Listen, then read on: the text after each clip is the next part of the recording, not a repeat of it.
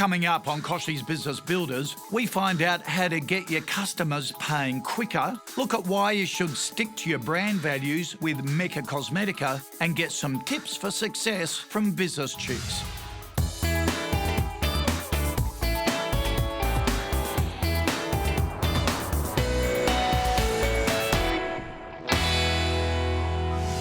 Hello and thanks for tuning in to Kochie's Business Builders. We have a fantastic show lined up in this Christmas week with sharp focus on brand building and cash flow, areas we could all do with a bit of help on.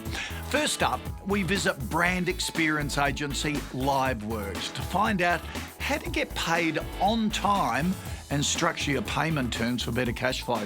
Then we duck down to Melbourne to visit Jo Horgan from Mecca Cosmetica to see how she's built her brand. And Emma Isaacs, the founder of Business Chicks, shares her tips for business success. So lots ahead. Let's get started with news you can use. Phoenix activity costs the Australian economy up to $3.2 billion a year, including up to $2 billion for businesses in unpaid debts and in goods and services paid for but not provided. So what exactly is it? Well, Phoenix activity occurs when a company is deliberately placed into liquidation to avoid paying its creditors, its staff entitlements, taxes, and in some cases, to avoid honouring its warranty obligations. The assets of the company are transferred to a new entity, which continues operating under the same or similar business name. This underhanded activity has huge repercussions. Projects get delayed, costs increase, unscrupulous business operators gain an unfair advantage, all at the expense of employees, suppliers and contractors who can lose out on wages, on superannuation fees and other entitlements. In addition, the community incurs a loss of the revenue that funds our schools, our hospitals and roads, increasing monitoring costs and requiring government to pay staff entitlements. To help make it a level playing field, report suspected Phoenix activity and find out more at ato.gov.au/Phoenix. Cash flow is something all businesses struggle with, from corner stores right up to supermarkets, and it's even more important than ever in the run-up to Christmas. Robert Marson from LiveWorks is no exception, whose biggest challenge right now is managing upfront costs and then long payment terms. To help Robert smooth his cash cycle, we sent in money expert Anthony Igra with some sharp payments advice. Rob, what does LiveWorks do? We're an experiential agency and we also have a promotional staffing division. Okay, experiential agency for the uninitiated. What do companies hire LiveWorks to do for them? I struggle to tell people, and the reason I struggle is because every job we do is different. At its core, experiential marketing is face-to-face or event marketing. So it's dealing with real people in the real world and bringing brands to life for them. Okay, so give us an example. This year, we did a campaign for Intel around the Vivid Light Festival in Sydney. We built an 8-metre high, 8-metre wide drone cage, and we called it a game of drones. And what did the drones do? So it was around demonstrating Intel technology and Intel programming. So the public were invited to come up to the cage, take an Intel-based tablet and control and fly a drone within the cage. So LiveWorks produces kind of public events or almost performances with which the public can engage with to build awareness. And who are your most valuable partners?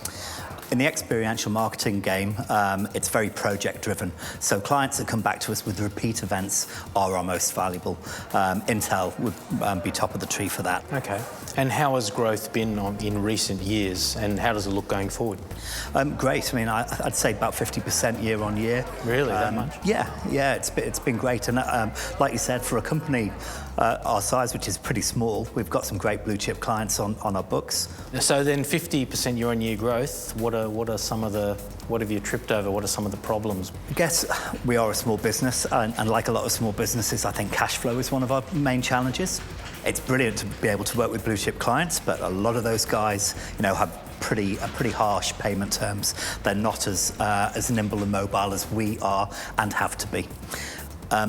We have a lot of event production expenses, and in the events industry, a lot of people insist on upfront payment.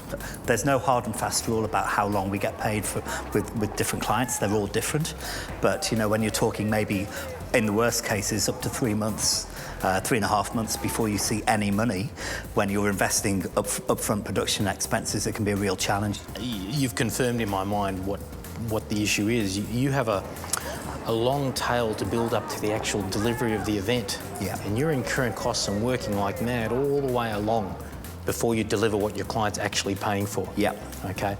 And you're being paid well after the actual event's been paid for. Yeah. Okay, so one of the things your business has to do is to recondition your clients, because they're paying you in the same way as a supermarket would pay a wholesaler of potatoes. Yep. Deliver it and we'll pay. And you have to change that perception, but you're going to have to first sell that change on yourself before you can sell it to them. And I think your business is absolutely a perfect match for a milestone payment arrangement. That they have a sign-on payment, staged payments. You would dictate the stages. When we've achieved this, you pay this much. When we've achieved that, etc., etc. And maybe only a small amount outstanding once you've delivered the actual experience. After the break, we find out Anthony's top tips for boosting cash flow. Stick around to see how your business will benefit.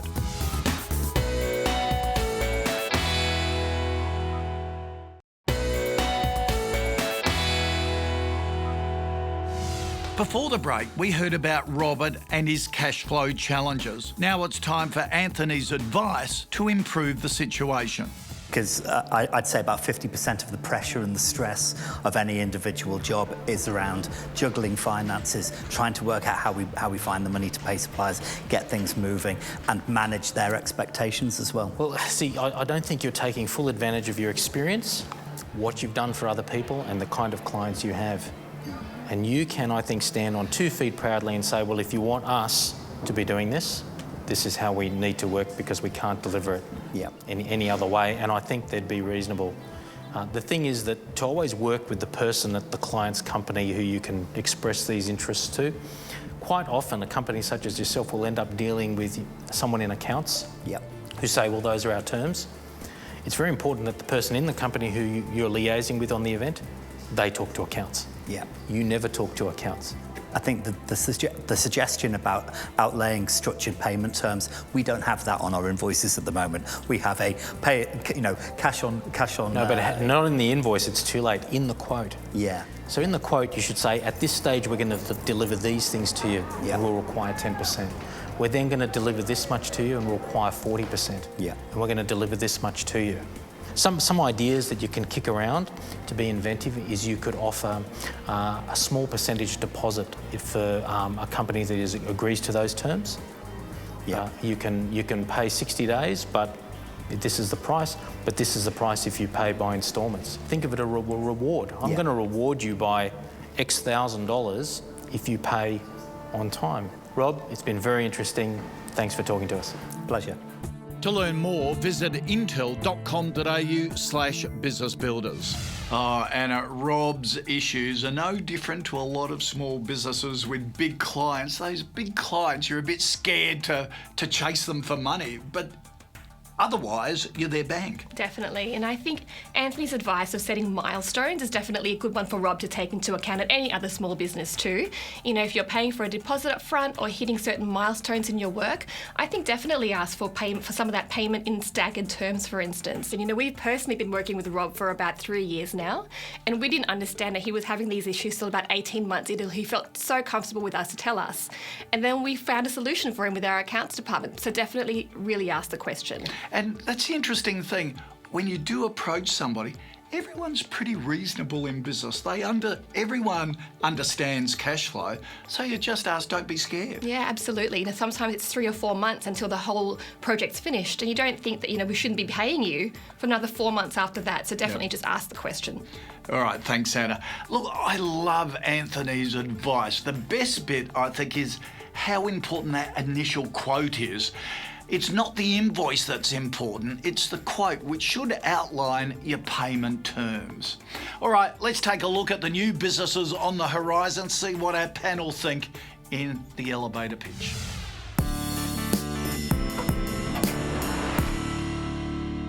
I'm David Kettle from thenet.biz. Imagining your business life never receiving a spam email ever again, and imagining having a database which updates itself. Our product is to B2B customers and suppliers what Facebook is to family and friends. We simply make it easy for them to find, connect and communicate with one another. We've used this social network technology to resolve two problems with business email. Firstly, only your approved contacts can get into your inbox. So no more spam, which we know costs organisations billions of dollars each year in lost productivity. Secondly, we're a company-to-company network. We connect job roles with other job roles. So you never lose touch with your customers or suppliers when their staff resign and move on. You're automatically connected to the staff replacement. So if you want an inbox with no spam and a database which updates itself, then get connected.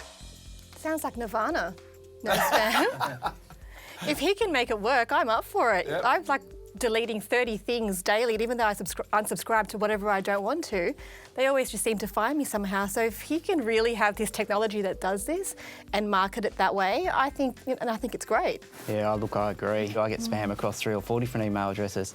If you could cull that out, the difficulty is how you're going to deal with big companies in terms of getting on their platforms, because they're all running their own website and email platforms. How do you integrate with them would be a real challenge, I think. It used to be the same with junk mail. Junk mail is only junk when it's not relevant to you. So is it the same with email, or are we just getting swamped too much by email? So I think we're swamped by email. Yeah. Every single company that's selling something is shooting out hundreds of emails a day to most of their distribution lists, and most of us don't look at them. I think that, well, there's actually a couple of people that are already making some headway in this space. There's Zero Mail, and there's also Google have just launched Inbox, which is their new version of Gmail. Nobody owns the market, still potential for somebody to come in and hit the right spot. So, David, good idea. Nirvana, maybe. But you've got to take on Google and be better than Google. Good luck. Coming up, we find out how Jo Horgan started Mecca Cosmetica and why she says the customer is everything.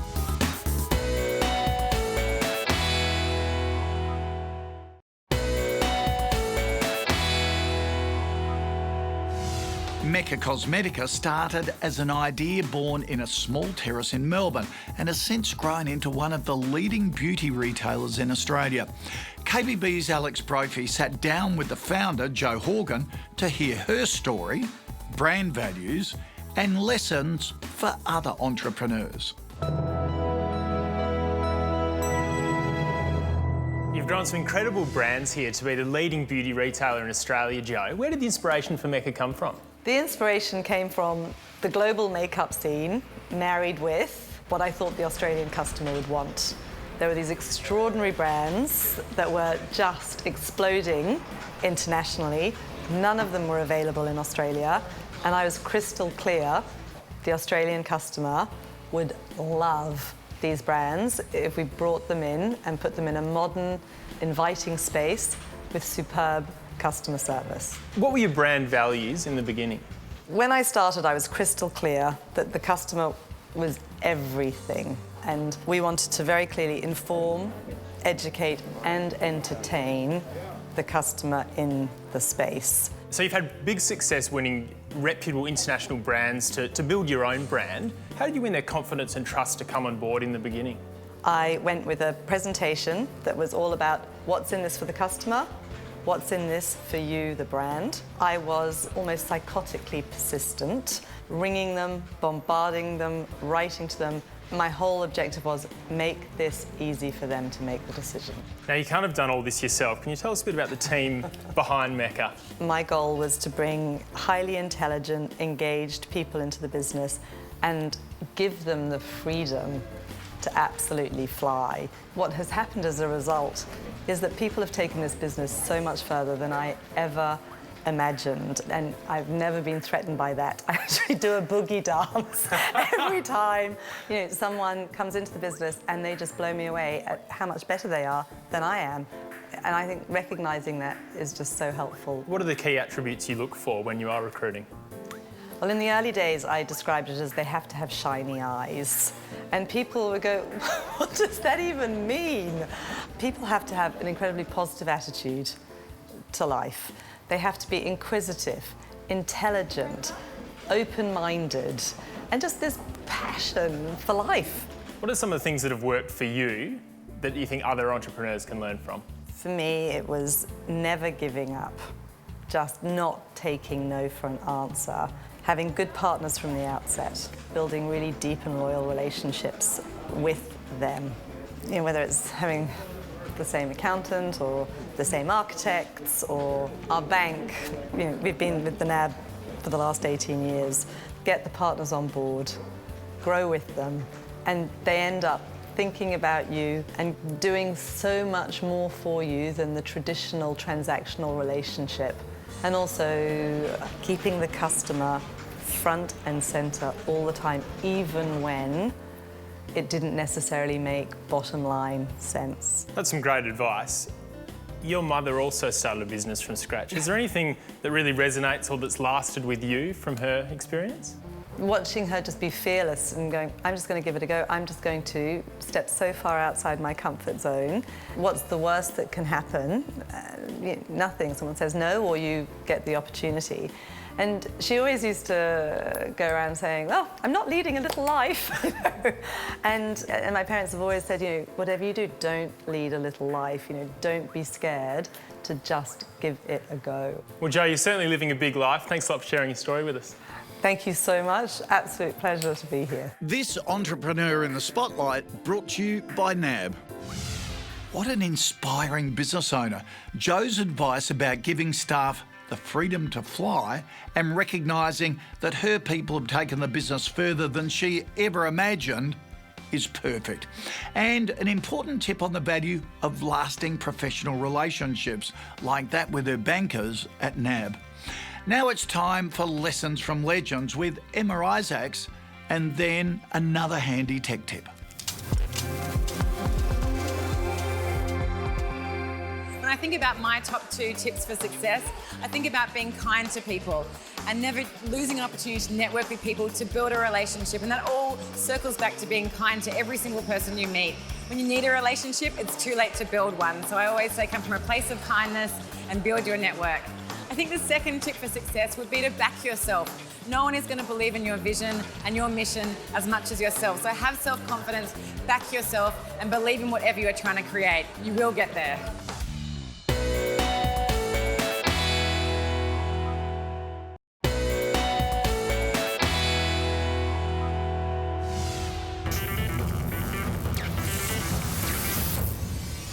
It's Tech Tip time with Val Quinn.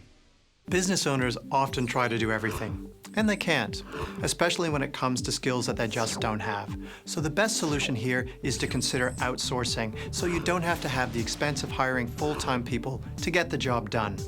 Now, it's not just about flexibility and only paying for what you use. Outsourcing opens up a world of talent to small businesses, and it's talent they can draw on cheaply and quickly. And so for a growing number of business people, the best workers are the ones they never actually meet. Advances in technology have made outsourcing a far more accessible tool for SMBs who realize the benefits in hiring a virtual team for their business growth. The online marketplace for freelancers is vast, so shop around for that perfect next employee. Freelancer, Airtasker, Grow My Team, and Upwork are all fantastic examples, and make sure you read reviews of the potential freelancers beforehand and even leave some feedback too.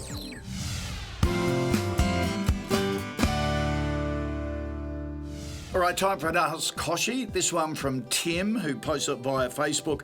Hi, Kochie. My business is on track for the NBN rollout. I'm not sure what I need to do or how it will impact me. This rollout seems to be going on for years. Good it's getting to your place, Tim. Thought I'd bring in an expert to answer this because I want to know the answer too. I'm not quite up to speed on it. Graham Evans from Commander. Graham, good to see you. How do you prepare for it? First thing that a small business like Tim's should be thinking about is what are the applications I've got in my business, so my landlines, whether I'm running an FPOS machine, have I got some sort of fire alarm? I need to think about those and are they going to be available? Because when the NBN comes, the government is mandated to get rid of your old phone lines. Okay, so it's like currently there's a little pipe Yes. going into your business with all your technology. Now, a much bigger pipe, That's sort of right. 10 times bigger, Yes. which opens up all sorts of possibilities. Absolutely. So video conferencing across to the other side of the world for small business when they're dealing with suppliers in China. That type of technology, even though it's here today, can be cumbersome. But when you get into an NBN world, it'll open up a raft of opportunities for them. Are there different pricing packages? Absolutely, you need to be thinking about that. It's not just your data, so you can go and look for data plans, but you should be also looking for what's happening with my voice, because that's the most critical part to a small business. If the phones don't ring, I don't have customers coming through the door. At Commander, what we've done is we've done some bundles, some packages, and taking advantage of the NBN and some hosted telephony, so some small package bundles there. And one of the other unique advantages, Kochie, with Commander is we're able to not only take your NBN service and your voice service, but you can also bundle that with your electricity and get a 20% saving off your telephony by bundling the two things together. So it's a whole new ball game, Tim. Be prepared. Thanks for that, Graham. Good to see you. Thank you. That's it for us for this week. Don't forget, if you want any more information to see any of the segments over again, go to kbbtv.com.au. We'll catch you next time. Coming up on next week's show, we find out how to bounce back from being ripped off, visit a gin distillery for some startup inspiration, and get tips for success from the fabulous League. Catch you then.